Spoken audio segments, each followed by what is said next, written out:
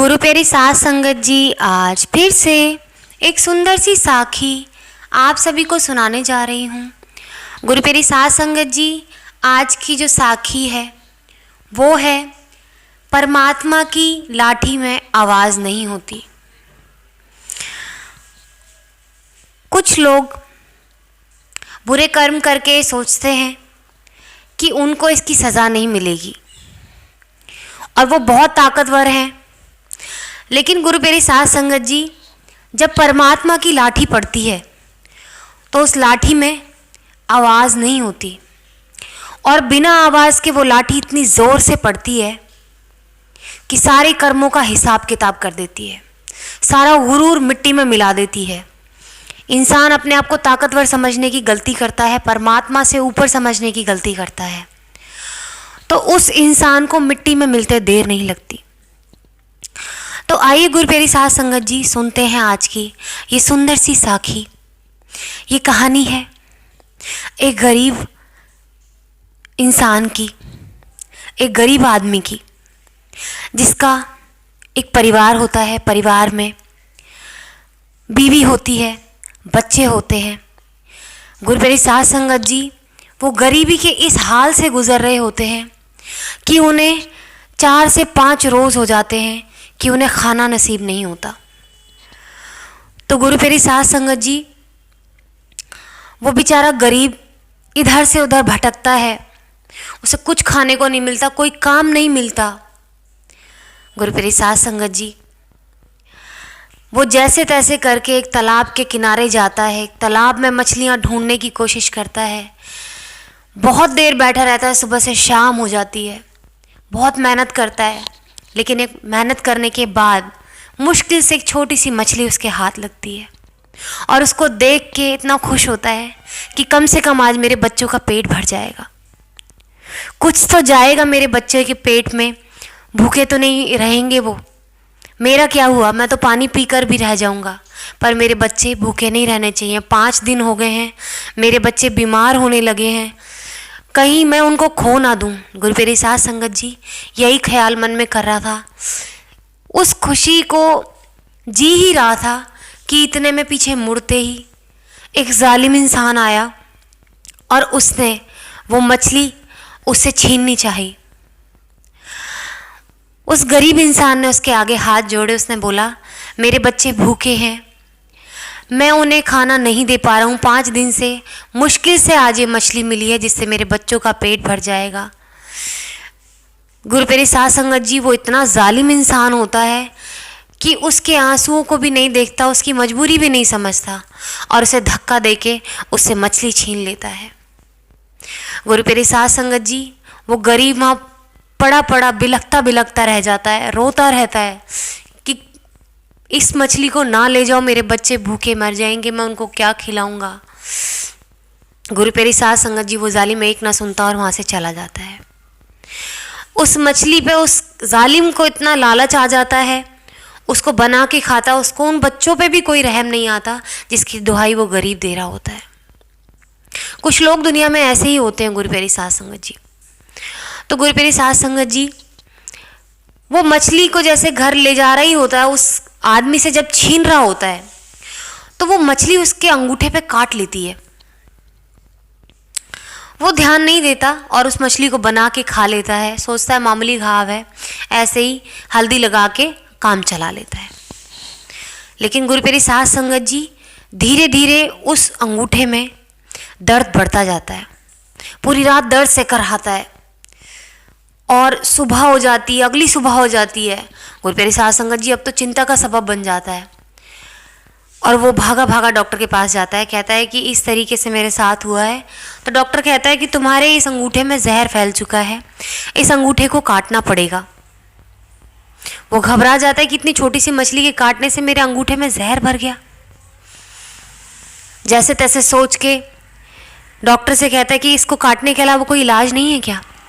तो डॉक्टर कहता है कि अगर तुमने इस अंगूठे को नहीं काटा तो तुम्हारी पूरी हथेली काटनी पड़ेगी, सोच लो ज़रा।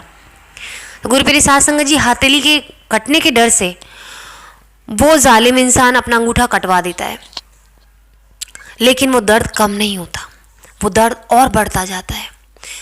गुरुप्रिय साध संगत जी वो दर्द सहन न कर पाता, भागा भागा फिर डॉक्टर के पास जाता है।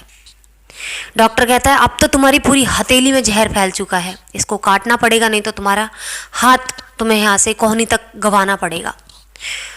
मरता क्या ना करता, डर जाता है। और गुरुप्रिय साध संगत जी उस डर की वजह से अपनी हथेली कटवा देता है। यही सिलसिला चलता रहता है। फिर हाथ कोहनी तक कटता है और फिर पूरा ही हाथ एक दिन कट जाता है। अब वो दर्द बंद नहीं होता। और गुरुप्रिय साध संगत जी जब उसको ये दिखने लग जाता है कि डॉक्टर के पास भी इलाज नहीं मिल रहा, तो वो परेशान होने लग जाता है, मारा मारा फिरता है। गुरुप्रिय साध संगत जी काफ़ी दिन बाद उसका एक पुराना दोस्त जो परमात्मा में बहुत विश्वास रखता है उसको मिल जाता है और उससे पूछता है ये सब तेरे साथ क्या हुआ, क्या किसी के साथ बुरा किया है क्या तूने? तो वो उसको पूरी कहानी बताता है कि मेरे साथ ऐसे ऐसे हुआ कि पहले मेरा अंगूठा, फिर मेरा हथेली, फिर मेरा हाथ गया। तो वो समझ जाता है। वो कहता है क्या तूने किसी गरीब का दिल दुखाया है क्या? ध्यान से सोच। वो काफ़ी सोचता है, जालिम बहुत सोचता है और बहुत सोचने के बाद उसको याद आता है और अपने दोस्त से कहता है कि हाँ मैंने एक गरीब से उसके मुंह का निवाला छीना था। उसने कहा जा ढूंढ उसे, अगर तूने उसे नहीं ढूंढा तो तेरी मौत निश्चित है।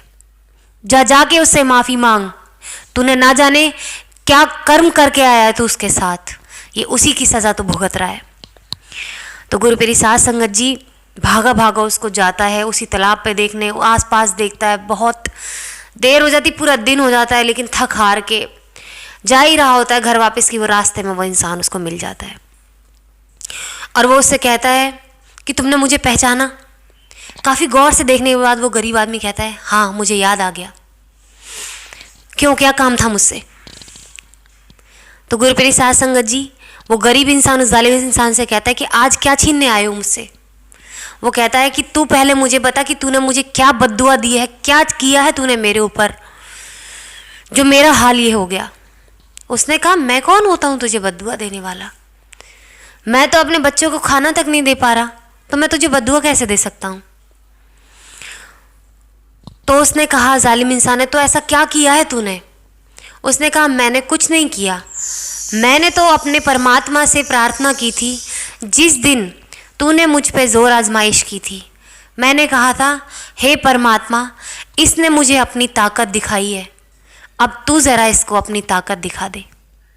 गुरुप्रिय साध संगत जी रोते रोते वो जालिम उसके पैरों में गिर जाता है, कहता है मुझे माफ़ कर दे, मुझसे बहुत बड़ी गलती हो गई, मेरा लालच मुझे खा गया, मैं ऐसा ही हूँ, मैं शुरू से ऐसा रहा हूँ, लालच ने मेरी ज़िंदगी को तबाह कर दिया। मैं शुरू से ऐसा लालच करता आया और वो मेरी आदत बन गई और वही आदत मेरे को यहाँ तक ले आई। गुरुप्रिय साध संगत जी वो गरीब उसको रोते हुए नहीं देख पाता और उसको उठाता है और कहता है जा मैंने तुझे माफ़ किया, और मैं होता कौन हूँ तुझे माफ़ करने वाला? ऊपर देख के अपने रब से कहता है हे परमात्मा मैंने इसे माफ़ कर दिया, आप भी इसे माफ़ कर दो। गुरुप्रिय साध संगत जी उसके बाद उस जालिम इंसान की जान बच जाती है और वो गरीब इंसान उससे एक वादा लेता है कि आज के बाद किसी गरीब को ना सताना। वो वादा करके पुण्य धर्म में लग जाता है, वही लालची इंसान, वही जालिम इंसान, और जितने भी गरीब उसकी ज़िंदगी में आते हैं उनकी मदद करता है, अपना सारा धन गरीबों की सेवा में लगा देता है और पूरा जीवन उसने ऐसे ही बिताया। और गुरुप्रिय साध संगत जी उसके बाद उसको कोई तकलीफ़ नहीं हुई जीवन में, उसका जीवन संवर गया। तो गुरुप्रिय साध संगत जी जो लोग ये सोचते हैं कि उनको उसके किए की सज़ा नहीं मिलेगी, मिलेगी, ज़रूर मिलेगी, क्योंकि परमात्मा की लाठी में आवाज़ नहीं होती और जब वो पड़ती है तो इतने ही ज़ोर से पड़ती है। उस जालिम इंसान को किसी ने हाथ भी नहीं लगाया था और उसके साथ ऐसा हो गया था, वो खुद ख़त्म होने चला था। तो ऐसा ही हर जालिम इंसान की तकदीर बन जाएगी अगर वो किसी के ऊपर जुल्म करेगा। तो गुरुप्रिय साध संगत जी आज इसी के साथ इस सुंदर सी साखी को यहीं समाप्त करना चाहूँगी। मिलती हूँ आपसे अपनी अगली वीडियो में नई साखी के साथ। तब तक के लिए सिमरन करते रहें, सच्ची सेवा करते रहें।